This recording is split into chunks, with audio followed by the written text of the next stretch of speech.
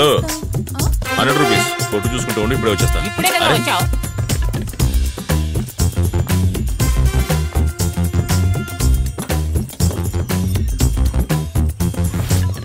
ఆ అమ్మాయి ఒంటరిగా ఉంటుంది. ఆ అమ్మాయితో పాటు ఎవరు లేరు. ఆ ఇంటి పక్కన ఏ ఇల్లు లేవు. ఇల్లు ఏ ఏరియాలో ఉంది? అక్కడ పెద్ద మురికి కాలువ ఉంది కదా, అదే పెద్ద కాలువ ఉంటది దాని పక్కనే. ఆ మురికి కాలువ కంపు ఇక్కడ కూడా కొడుతోంది. అది మురికి వాసన కాదన్నా, నువ్వు తింటున్నావే సాంబారు, అది 3 రోజులకు ముందు పెట్టింది.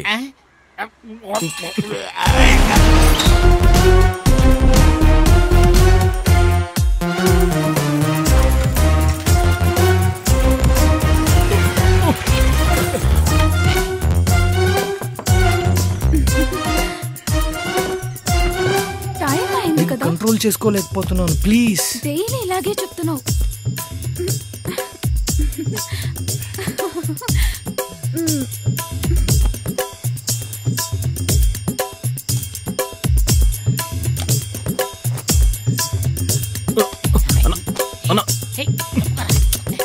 అన్న పక్కన తప్పుకున్నా అన్న, కనిపించలేదు.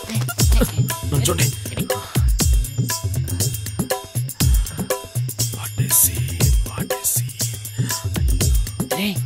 నా పెళ్ళం లేచిపోయినప్పటి నుంచి ఇటువంటి సీన్ నేను చూడనే లేదురా. ఏంటన్నా మీ భార్య లేచిపోయిందా? అవునరా. వెళ్ళేటప్పుడు లెటర్ ఏదైనా రాసిపెట్టి వెళ్ళిందా? ఇవి రాయలేదురా. ఒక లెటర్ రాయడానికి కూడా టైం లేదా? రే నా పెళ్ళం లేచిపోవడం గురించి నాకే దిగులు లేదు, నువ్వెందుకు ఇంత బాధపడుతున్నావు? అలా చూడు వాళ్ళు ఎంత ఎంజాయ్ చేస్తున్నారో. మన పుట్టుకి వేస్ట్ రా. మనమని నన్నెందుకు చేరుస్తున్నావు? నా లైఫ్ హ్యాపీగా ఉంది. అవును, నీకెందుకు ఈ వయసులో ఇవన్నీ అవసరమా? అయిపోయింది. అది ఎప్పుడు అయిపోయింది. సినిమాకి రెడీ అవుతున్నారు. ఇవాళ నువ్వు చాలా అందంగా ఉన్నావు.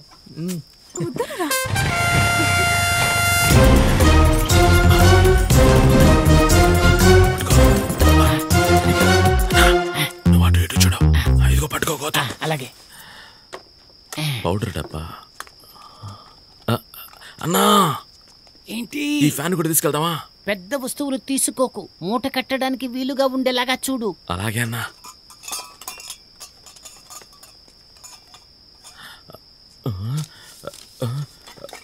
అన్నోయ్ అన్నోయ్. అయ్యో ఏంటిరా? డబ్బన్నా. డబ్బా ఎంత ఉంది? 5,000 అన్నా. అన్నా మనం నెలంతా కష్టపడి సంపాదించే డబ్బు అది ఒక్క రోజులో సంపాదించిందన్నా. అందుకు ఆడవాళ్లుగా పుట్టుండాలి. డబ్బు తీసిన చోటే పెట్టి. ఎందుకన్నా? రే చిన్న చిన్న వస్తువులు కనపడకపోతే పోలీసు కంప్లైంట్ ఇవ్వరు, కానీ డబ్బు కనపడకపోతే వెంటనే కంప్లైంట్ చేసేస్తారు. అందుకని డబ్బు తీసిన చోట పెట్టే. పెట్టేస్తాను. అక్కడ ఉన్న గంటని గలగలా వాయించి ఆ గంటని తీసే లోపల పెట్టు. దానికి 7 కుండల కొట్లో 70 రూపాయలు ఇస్తాడు.